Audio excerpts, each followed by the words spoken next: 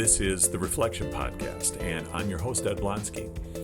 We all reflect the things that are most important in our lives, and the things that shine the brightest on our lives are reflected the brightest in our lives. So on this podcast, I have conversations with people in whom God has made a difference and equipped them to make a difference in other people's lives and in this world. And this is how they reflect God through their lives. My goal is that you will be encouraged to see how God can use you and how you can reflect Him to change the lives of others in this world. The Reflection Podcast comes to you from St. Matthew Lutheran Church in the northwest suburbs of Chicago, and I'm on the pastoral staff here. Stay tuned to find out how you can connect with St. Matthew. Thank you for joining me today. Now, let's see who's joining me in the pastor's office today on Reflection.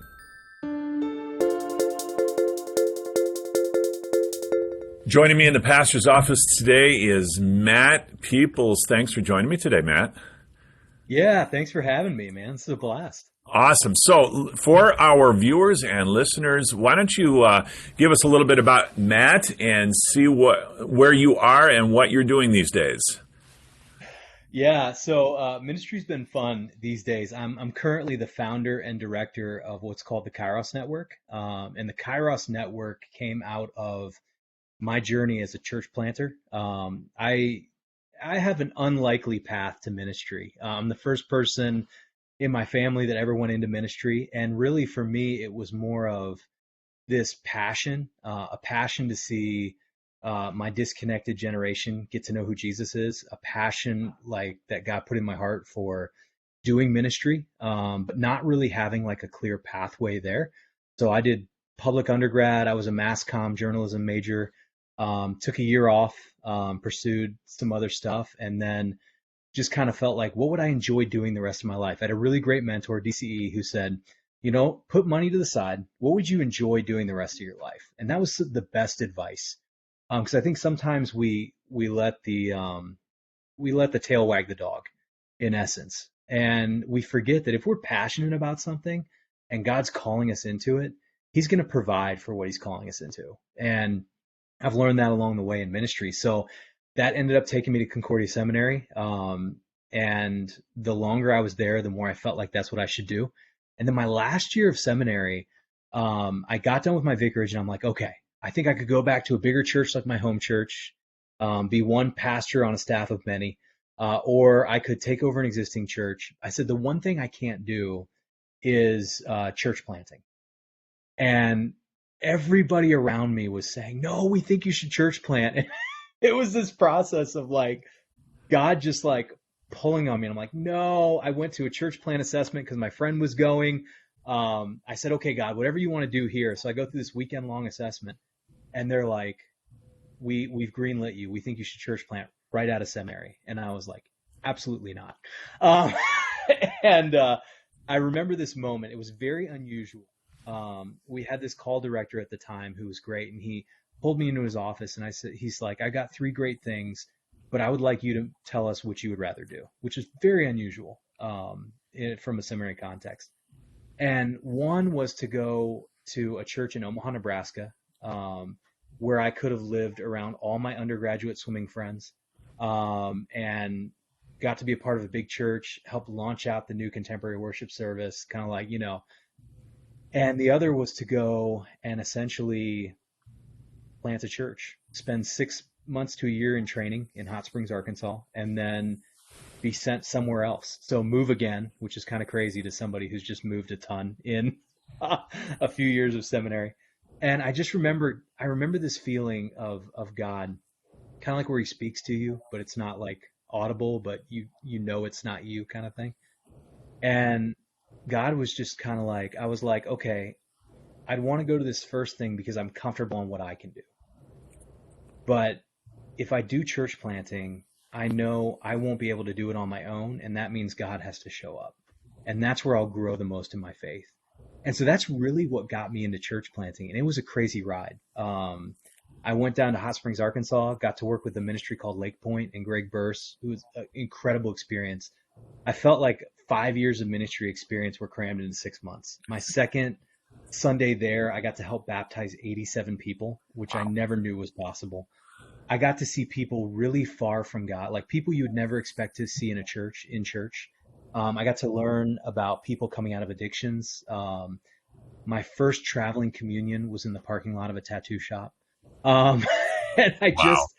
I learned what happened when you take word and sacrament and you take it out of the church building and you take it out to where people are. Because I firmly believe, I still believe this to this day, and this is why I'm doing what I'm doing now, that Lutheran theology is the best theology for reaching the lost.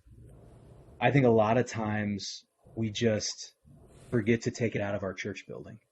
But when we do, and it connects with people where they are, it's powerful to see what God does with it. And so I ended up planting a church in Knoxville, Tennessee, and I was so formed by being trained by somebody and not just having to figure it out on my own that really became a part of the ethos of my ministry. And so a year and a half, 2 years into our church plant, we took our first church plant trainee on, and all of a sudden we started training church planters through that church. And that took me up to New Jersey to take over an existing church and then launch out a church plant training center up there so we could plant in the Northeast. And I got connected with City to City up there, learned from them, just really grew in my understanding of church planting and just what it looked like to not just plant a church, but to plant a church in a post-Christian context. And then also the experience of doing revitalization, which is interesting because you use all the same skills to revitalize. It's just different application. And I think different people tend to be better at different aspects. I think I'm better at the planting side. Give me something where there's nothing there and we'll build it up versus like some guys can step in and just help a church figure out how to navigate those changes. And they have just a different gift mix, I think, to do that. I think Yeah. that's very insightful in that we often get caught up in the cliche of this is what it means to be a pastor or this is what it means to be a church member. I mean, you and I, we kind of have the same foundational background there, but we're in completely different directions in that I would, I think I'm with you on that in that I would never see myself as a church planter. It's not something that I would do. And it turns out that that's exactly what God knew about me as well. And I've always gone into established churches that have been around. And now I'm here at this current congregation that's 160 years old. And so it's almost as if it's the 180 degrees from a church plant. Yet it's interesting how we both went to the same seminary, different times at that seminary, but they gave us a foundation. And I think a lot of people, maybe a handful of people, are thinking maybe we need to change what we do to train up our pastors. And I thought, but it's working. It seems to be working. Yeah. It may not be the numbers there, but we went through the same training and yet completely different spectrum of working in the church that seems to be working really, really well. And I just thought that was so insightful, is that there is a cliche about pastors, and we're blowing that out of the water with you today. Well, and I think it's so interesting, and I love that you said so many thoughts come to mind because I think there's a lot of false assumptions when it comes to ministry. I think there's some things that we do that's not very helpful. Like we have one term pastor, right? And if you go into the medical field and somebody's a doctor, they usually have a specialty attached to that, so that you understand this is a doctor. They went to med school, but they also have certain gifts in this area. And if we need to do something like this, we should talk to somebody in this area. And I think we don't do that with pastors. Like we assume every pastor is the shepherd teacher. And I think the reality is we miss out on the broad spectrum of gifts guys have, because the cool thing about ministry, and I'll never forget what Dale Meyer said. He was president when I started. Literally, he was installed the year I started seminary. And I remember his first orientation. He said to us, we don't want to give you a bunch of answers. We want to give you a toolbox that you can use to go into your unique context and do word and sacrament ministry. And I think if we keep that philosophy, we do have a great system to do that. We give a great toolbox. You're not going to go to seminary and have somebody just give you a ton of answers. And they're not just simply going to hand you the Lutheran hymnal and say, this is how you read it, go do it that way. they're going to give you a set of tools that you can use to contextualize. And I think that's really important in our day and age, because if you think about when we graduated, the world has radically changed. Like I graduated in 2009. And if you were to tell me the challenges that I face now in ministry and the way the world looks today, I wouldn't have believed you when I started seminary in 2005, let alone when I graduated in 2009. But man, because it was a toolbox and not just a list of answers, I really got a foundation to be able to take on those challenges, and really say, okay, what's it look like to bring the gospel into this? What's it look like to contextualize the ministry? What's it look like to do ministry in the South?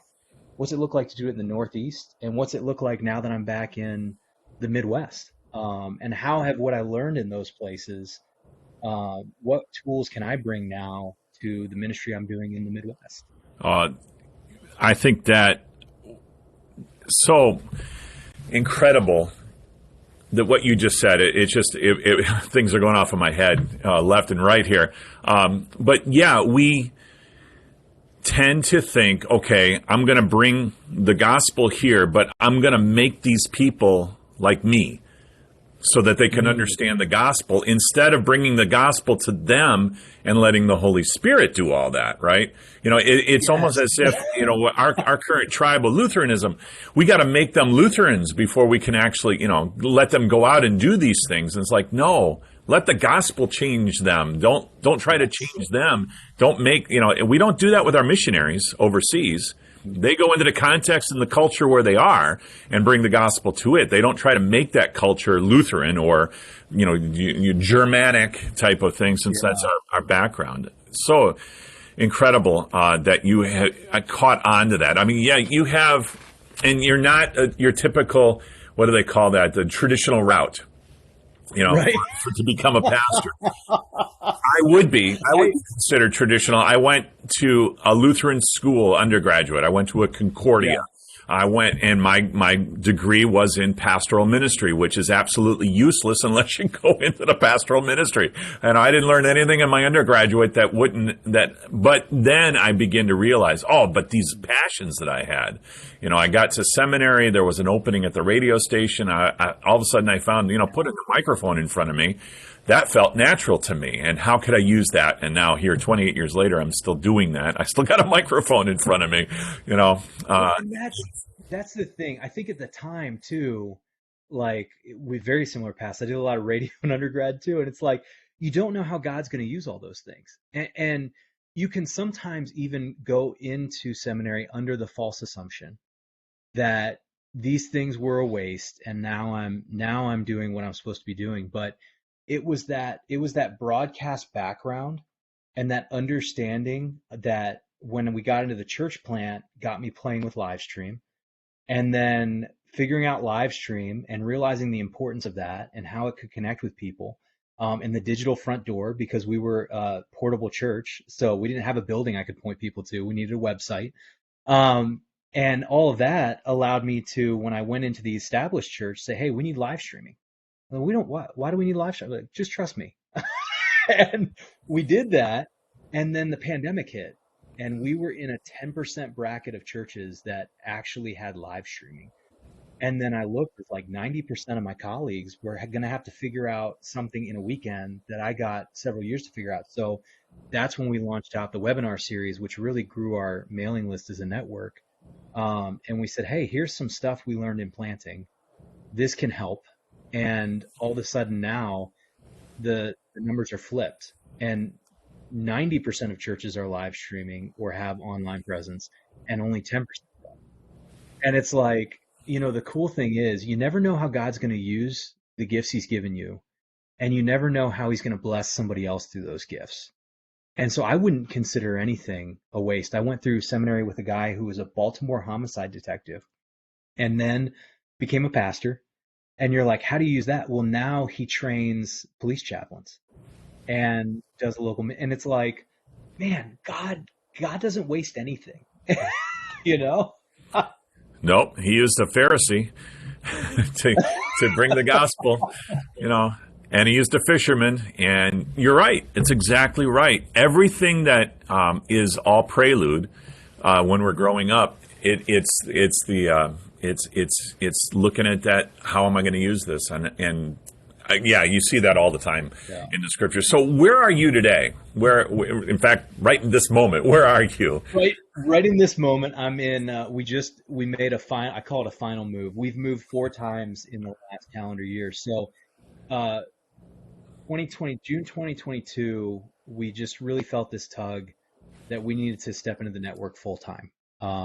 We knew there was a need to see more churches planted, more everyday missionaries raised up, and I wasn't doing that as much anymore. We're like, we need to do this. So we took a wild leap of faith. It's not something that's like a strategy I would give to a lot of people, but my wife, after staying home 9 years, went back to work. And so when she went back to work, we had 2 incomes for a little while, which was fun. And then I was like, hey, what do you think if we go down to 0 income? On my side, and we start building it from the ground up. So we did that. We moved to Florida because we have family in Florida. And then we ended up moving back to New Jersey, where we had a lot of lost friends.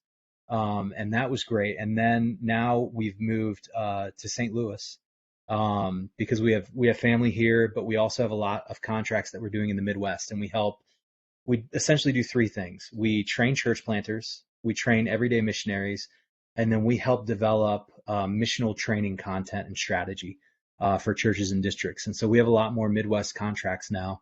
And we started doing some church plant training with students in the RFE program at Concordia Seminary. So there were a lot of things that were like, hey, let's move to St. Louis. And so now we get to plug into mission here, which is really fun, and live by family again. My family's in St. Louis. So it's been really fun, and God's opening up some cool doors. But I think probably the biggest thing I've learned over the last year is, a closed door can be just as much God moving you in the right direction as an open one. Mm-hmm. I think we have to be willing to trust God in those leaps of faith. And man, if God calls you to something, he'll provide for you in it. It might not look exactly the way you thought it would, but it's always better to follow God in the direction he's leading, because there are just some cool things that are happening now that had we not had that experience of stepping out and trying something in a different way and launching now not just a church, but kind of a network from the ground up. There's ways that God shows up that just continue to grow you in your faith, continue to force you into prayer, which is cool. But you never know the pathway God's got for you. Just trust that if you want to be used, he'll use you. And if you share the gospel, it's never going to come back void. It might come back in ways you never expected, but it won't come back void. And don't be afraid of the closed doors, and don't be afraid to try things. I think the failures have taught me more than the successes. And I think each failure, each challenge has brought about new innovation, and a new way to just connect with people in the gospel in a time where things feel like they're radically changing. In a time that we, especially in our church, we see a lot of failure, and it's almost as if we've got all these failings that we need to repent of, and that's true. Don't get me wrong, but what can we learn from this? And that is exactly right. How is God moving this? And we can't get caught into the trap. And I truly believe it is a satanic trap to say, I need to get my act together before God can use me. And it's like, no, it's almost just the opposite. It's so true. And you know what?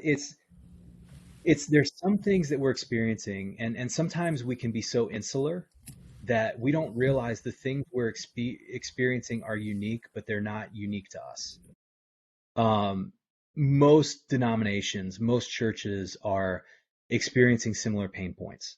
They're experiencing similar challenges and issues in the culture in which we're living today, especially as we step more and more into what would be considered like a post-Christianity. If you're on either coast, west or east, you'll experience that a lot more than you will right now in the Midwest. which I think is a blessing, but also to remember that, hey, there's some things they're learning on the East and the West that we should really be thinking about and considering.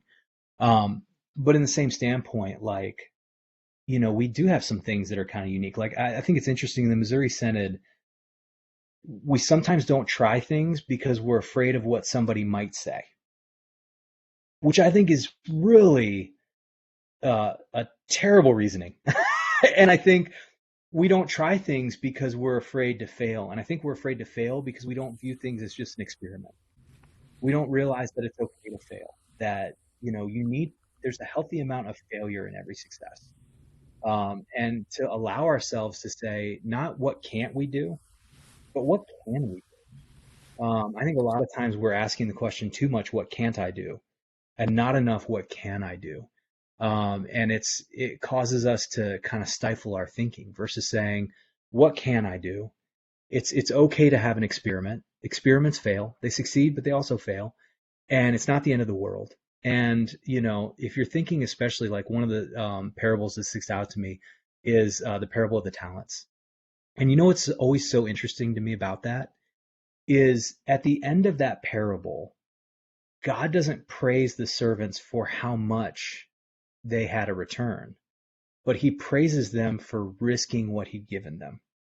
And the one servant that gets chided is the one that was afraid to risk what God had given for the sake of the gospel.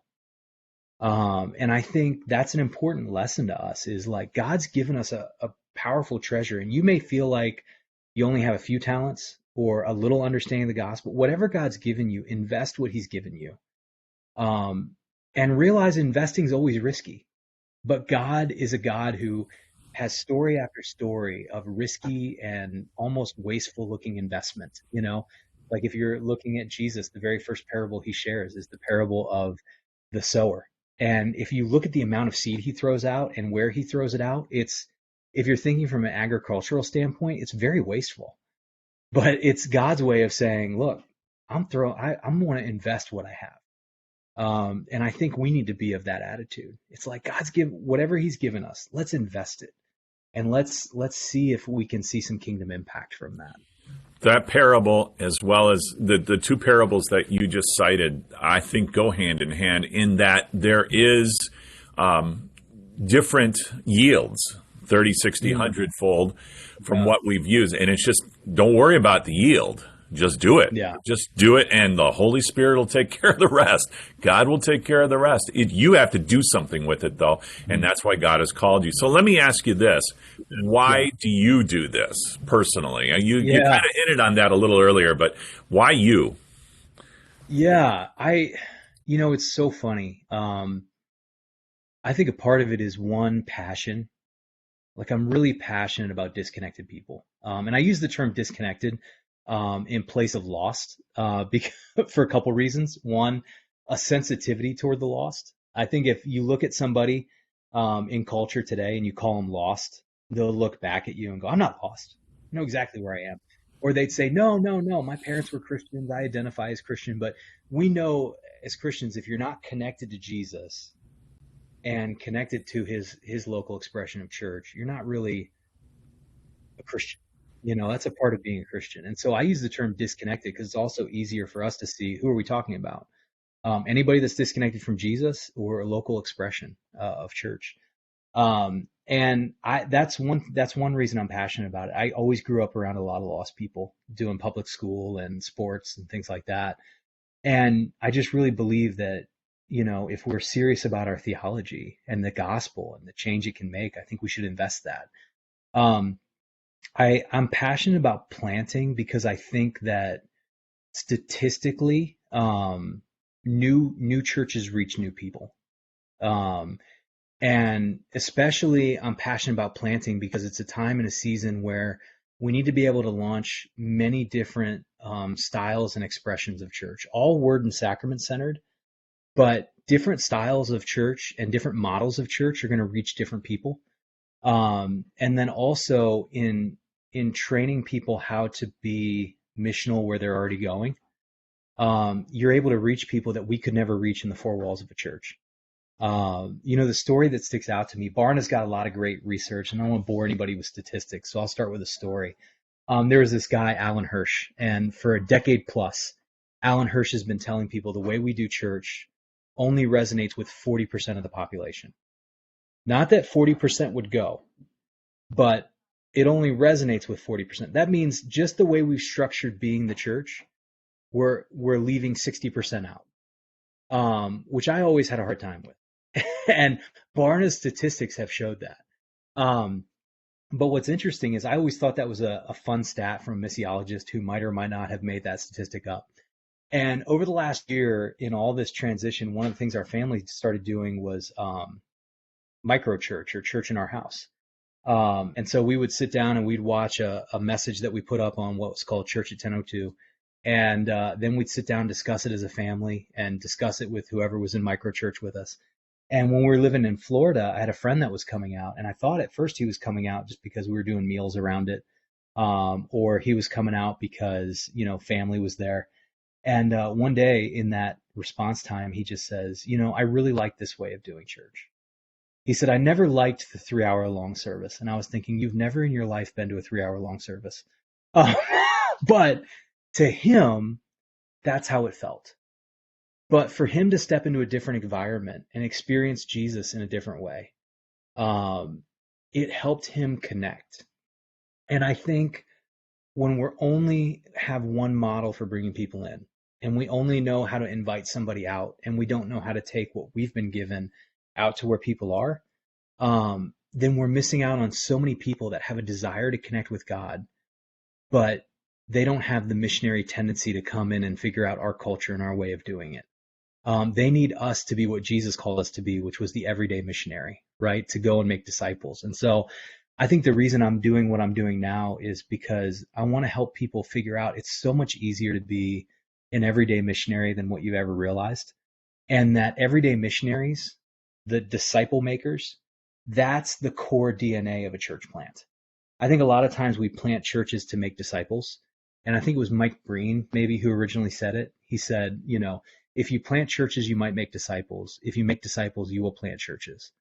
And so that's really a core. But the biggest thing that has made it kind of an urgency for me was actually living in the Northeast, the most post-Christian area of the country, and realizing that you could open the doors wide and you could have the best preaching in the world, and you're still not going to see people connect with church. The church needs to be a place where people go out if you're going to reach people in a post-Christian culture. And what I realized was I was surrounded by churches that only had one model for church, and that model wasn't working with the culture anymore. And yet they didn't know what to do outside of that. And so I was like, I can't just sit here and be comfortable, with kind of transfer growth or people not going out, because the other thing you'll see in a post-Christian environment is people coming to church are really passionate about church. You don't really have the, middle of the road Christian in a culture where there's no real cultural advantage to going to church. You've just got somebody that's passionate about their faith. And so if you take that person that's passionate about their faith and equip them to share it in the places they're already going, places they live, work, learn, and play, they're going to connect with people in places you could never go. And you're going to see the gospel spread in places you would never expect. And you're going to see the church planted in places you would never expect. And I think the biggest way to make a change in culture is the way they did in the first century. In the first century, they didn't focus on changing all the policies and stuff like that. Like, I think that's a good thing, but they focused on being disciples in places where they lived, worked, and learned to play, and other people connected with Jesus as disciples. And then the culture changed because disciples were being made. I think that today a lot of people say, we've lost the culture, or the especially in the United States, something has to change. And it's like, guess what? You have the catalyst for that change. It's sitting right in front of you. It's in your heart. It's in your Bible. Just do it, and don't worry about changing the culture. Just talk to people and actually listen to people. So important to maybe I don't know about training them. Yeah, you want to train them, but you don't want to. I don't want people to think that there's some kind of project, but just to Right. show them that if you listen to somebody, they'll tell you what they need in what they say to you, and then you can tell them, "Hey, I've got exactly what you need. His name is Jesus. Let me tell you about him." Yeah. Yeah, when you went with church planning, what are some of the things that you expected to happen, and what are some of the things that just kind of came out of left field? I had no idea this is what was going to happen when I do this. Yeah, and I think probably, and especially the biggest transferable lesson for ministry, like especially when you're looking at people who are like, man, should I try this? Should I do this? In church planning, what you realize is the people you would most expect to go didn't go, and the people you would least expect ended up being the most critical parts of the church plant. And I think in ministry, always be open for the person you don't expect, because you never know what God's doing. And then the other thing is to realize, like, on the surface, it's really easy to think, look at what I've done. Um, but I think not only is that theologically inaccurate, it's also a very unhealthy way to do ministry. I think ministry is an opportunity to partner with God, not to work for God. Um, and I think it's an important thing because what I realized in church planting is I poured a lot of time and energy into it, and I worked hard as if it all depended on me, but realizing that none of it actually depended on me. It was God. And there were things that God did, um, you know, missteps that he corrected. Like I almost hired a kids person that our planting mother congregation had fired, and I didn't know that. Would have been a terrible decision early in the church plant. I didn't understand the concept of fool's gold when we were planting our church, where you've got a series of donors that are donating for a season, so your books look black, but they're actually red. And we ended up winning a mission award that came with a big cash prize, and that cash prize helped us continue forward without totally breaking the bank. And it's like I think God worked more more in that than in the quote unquote successful smart things. Because I think what you realize is this is something the Spirit's doing. And I think when it comes to church and ministry, like realizing ministry comes out of dependency on the Holy Spirit. And the more you focus on God and the Holy Spirit and the fact that Jesus called us to make disciples and he said he would build his church. And I think oftentimes we've flipped that. We've said, I'll build your church, Jesus. Bring me disciples. Jesus is like, no, that's not what I said. Um, and I think, if we just focus more on making disciples, and just being faithful where God's calling us to be faithful, and really trying to be missional and realizing that missional is not like I'm not more missional because I'm a church planter versus in an established church. I think whatever context God's given me, choose to be missional. Realize the reason your ministry is there in the community is for the community. And the other thing you learn in church planting that I think is so important is to be more kingdom focused.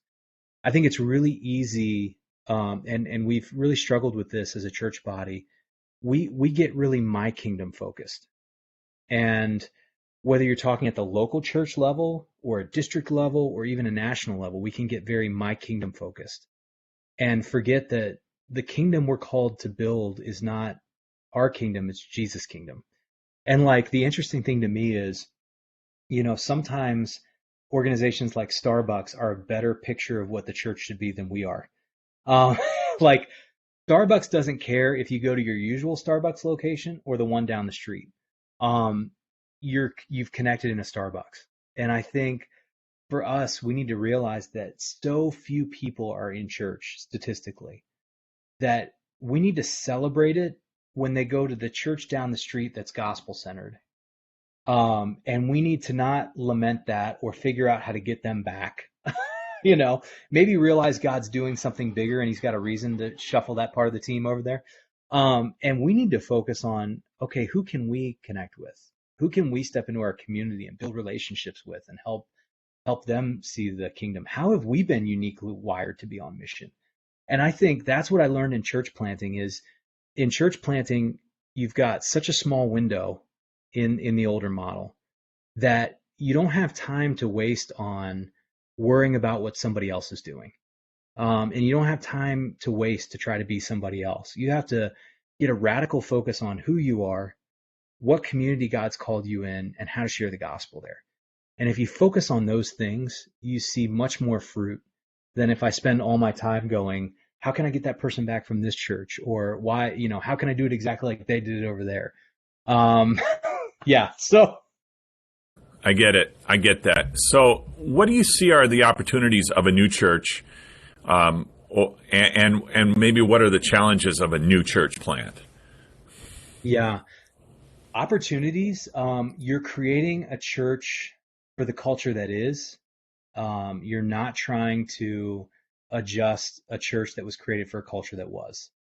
And so that's a real asset. So like for us as a church, doing things as simple as live streaming, having websites, doing things like that, I didn't have to run it through a group of people. I didn't have to explain why it was important because it was just a part of the world we were in.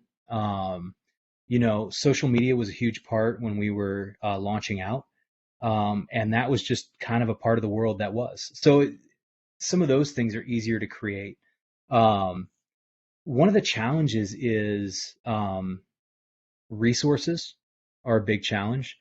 And I say it's a challenge, but then I look back too, and a lack of resources created some of our best innovation. And now at this point in my ministry career, what I've learned is resources is a secondary question. I think sometimes we make it the primary. And when we make it the primary, it does a few things. It limits our thinking. So we out of the gate limit what we're capable of. But then also it can become the thing that drives. Instead of letting our mission focus, the calling Jesus given us, be the driver, and then figuring out how we get that done. So like, for example, a lot of the online training and platform and stuff we did came out of a place of a lack of resources. So I didn't have money to bring on a bunch of staff, and we had all these newer Christians. And so what do? We didn't have a building where we could bring them together for Bible study. So we created a mobile app, and we put the good content they could use for scripture study on the mobile app so they could do it in the places they already were. And because of our lack of resources, we were able to innovate. And so it's like, I think sometimes some of your biggest challenges are really your biggest opportunities. And that was one of the things I learned. But I also think one of the challenges in planting was when I wasn't as connected in community, because it was such a unique thing that I thought I was the only one experiencing that. Because there was a small group in my area that were experiencing it. And what I didn't realize is there were people all over the country that these unique challenges I was experiencing, they had experienced too. And so one of the challenges is when you isolate yourself from community. And so building relationships is huge. That's what we created Life of a Church Planter out of, this Facebook group we have that has like, I think 1,200 some church planters on it now, but it was like this desire for community and connection. Now there's much better connection and community, but I think that can happen in any ministry area. Like when we pull ourselves away from community, we rob ourselves first of the gift that can be. And so I always encourage ministry leaders, it's like, get around community and support, because you're going to need that if you're going to step into mission. Mission is not a solo endeavor, I get it. The ways that God has used you, do you see that? Has God made that clear to you? And how, is that something that you could maybe elaborate on, how God is using you to make a difference today? Yeah, so I think the biggest way God's using me to make a difference today is one, in just training church planters and disciple makers.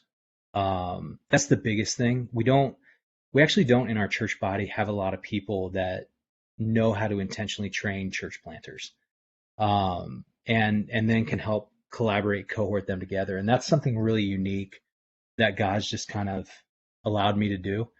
And I think one of the biggest things, and this is maybe an aside, is unique is kind of a two-edged sword. It's like sometimes we see our uniquenesses and we see them as a gift from God. And when we do, and we seek to lean into that and see how it can be a blessing to the body as a whole, it can become a really good thing. But sometimes unique is a challenge in the sense of like you don't easily fit into anybody's buckets.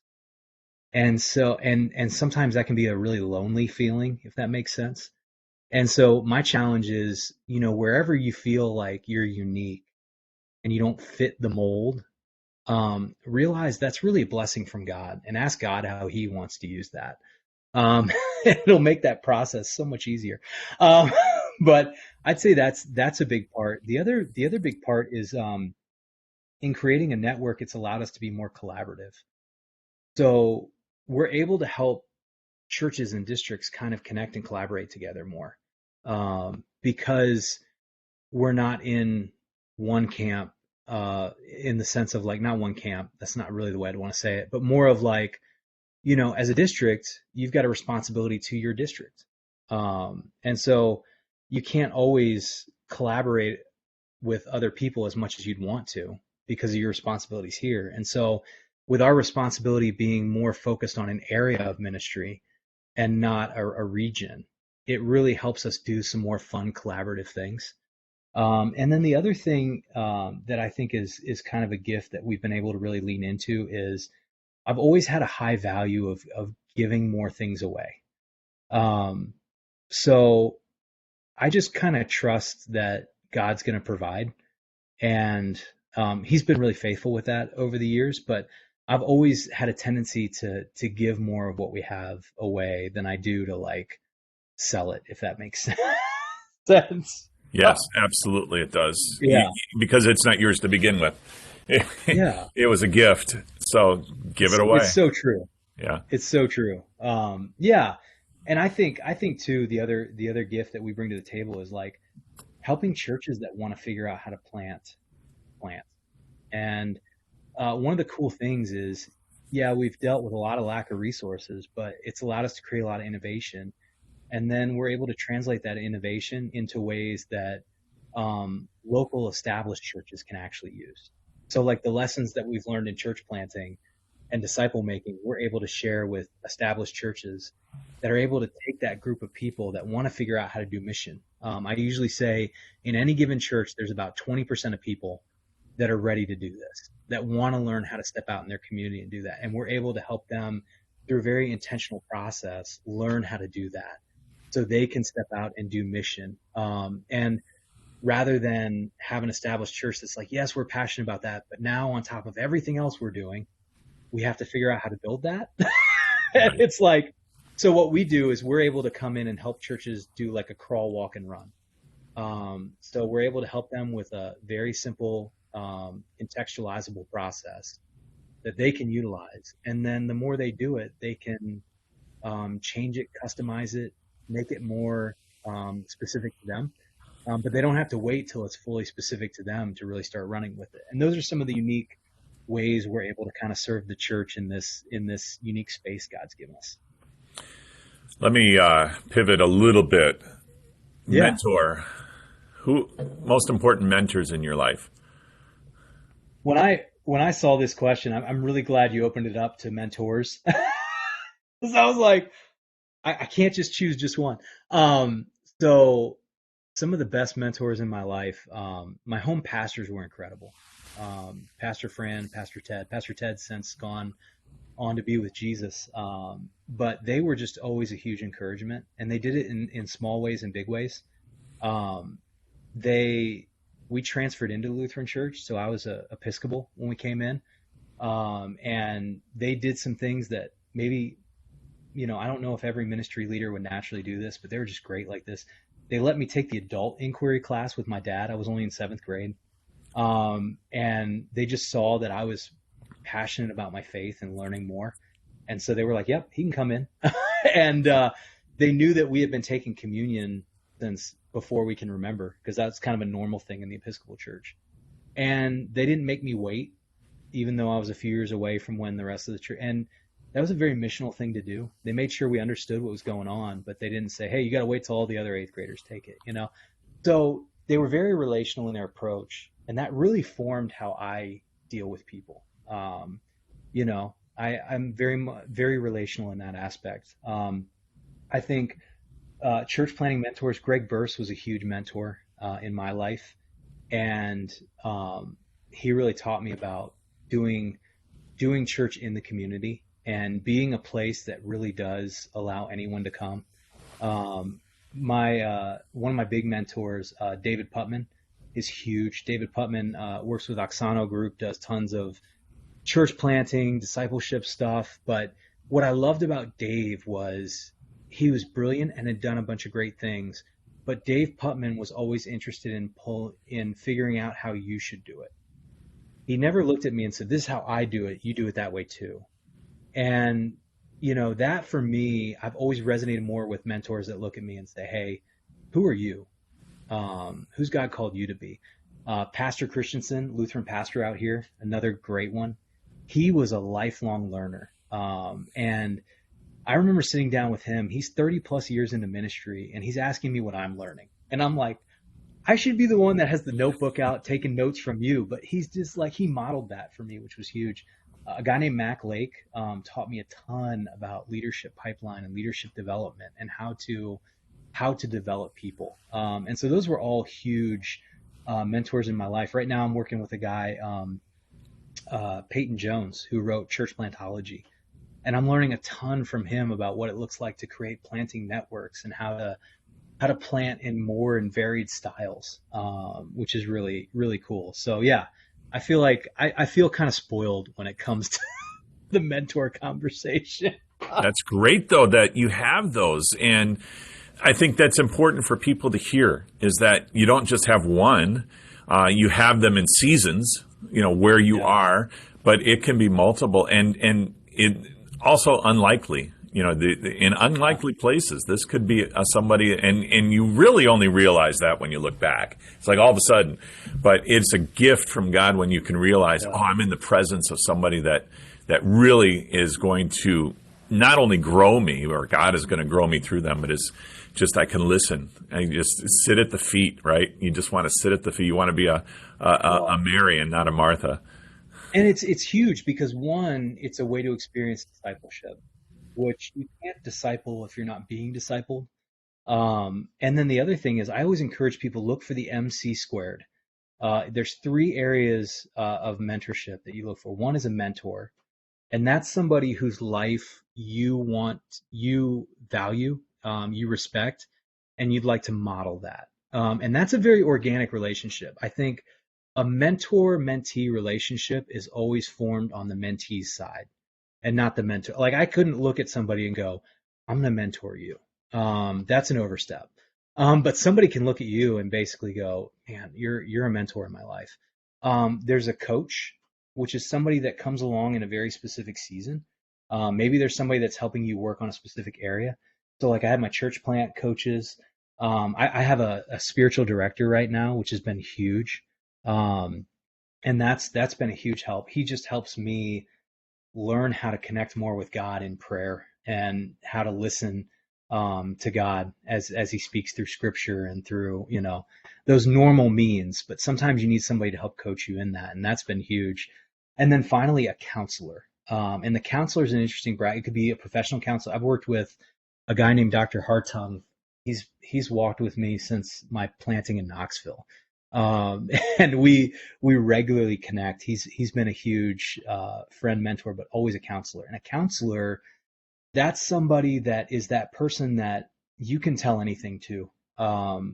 They're there, and they're not connected to any area of your life, as far as like, if my church plant or my network were to fail tomorrow, it doesn't affect my counselor, except in the sense of he's going to look at me and go, "How are you doing?"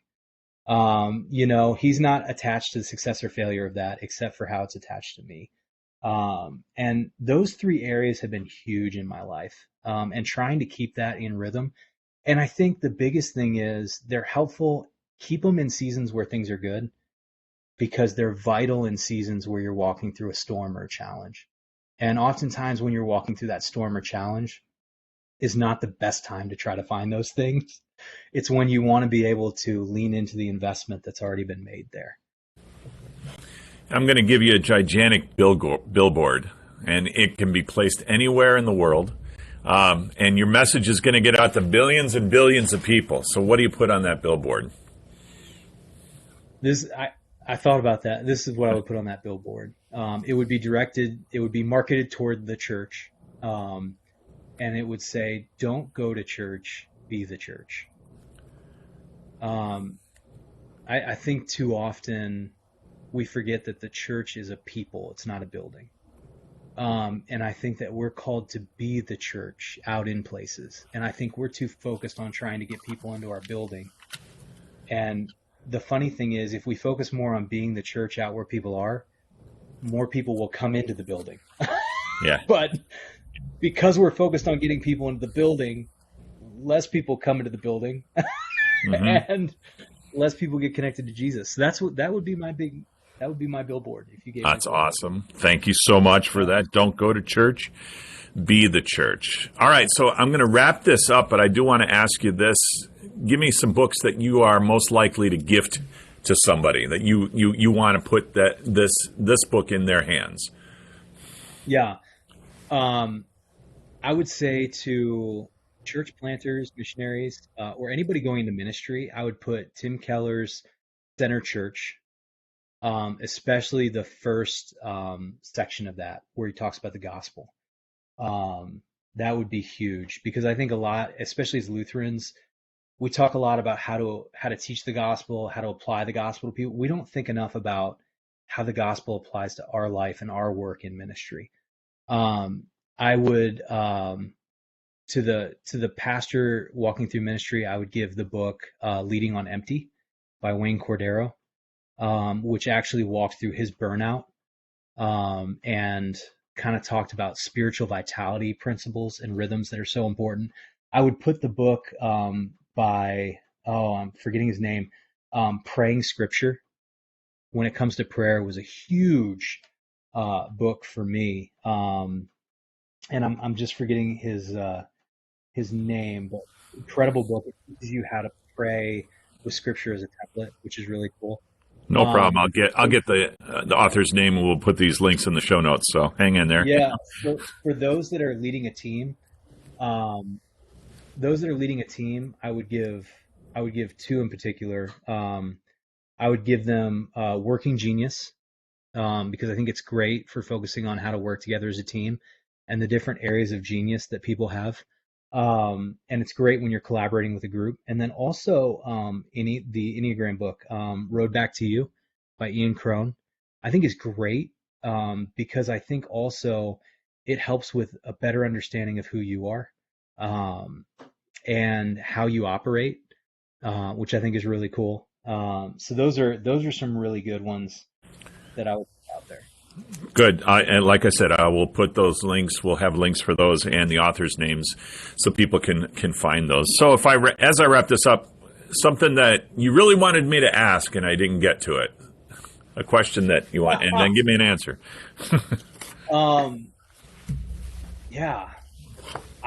Man, you asked such great questions. I would say, okay, if I'm one of those people that wants to learn how to get out and do mission in the community, how could I do that? And I would say definitely check out missionarypathway.org. But we also have we have a series of videos that we put out every week called Mission Insights, and you can go to the Kairos Network on YouTube, and you can find them there. But they're just really simple 5-minute videos that talk about just different missional mind shifts that you can walk through and different ways you can be missional in the places you're already going.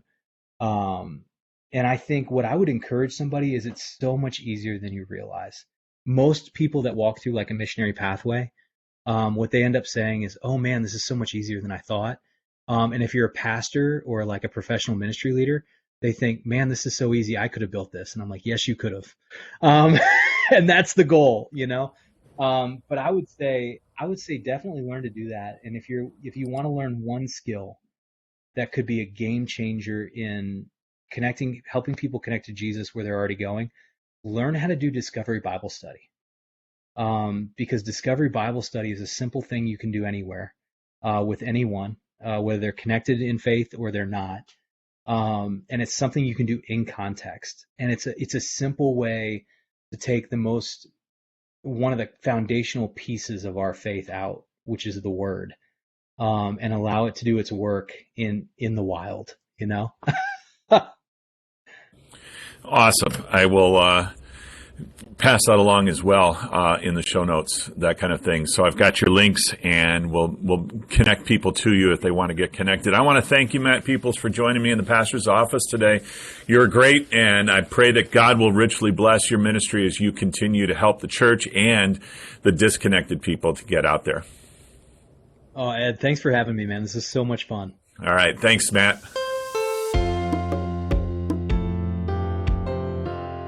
I hope you enjoyed today's Reflection. Reflection is a weekly podcast produced by St. Matthew Lutheran Church in Hawthorne Woods, Illinois. You can connect with St. Matthew by going to our website, www.stmats.net. That's www.stmatts.net. And if you find yourself in the northwest suburbs of Chicago, we would love to see you at one of our services or events here at St. Matthew. We are located in Hawthorne Woods. We're about an hour northwest of downtown Chicago and just a half hour's drive from O'Hare Airport. You can also find us on our Facebook page, our YouTube channel, and on Instagram. Our podcast music was provided by thepodcasthost.com and Alitu, the podcast maker. Find your own free podcast music at thepodcasthost.com/free music.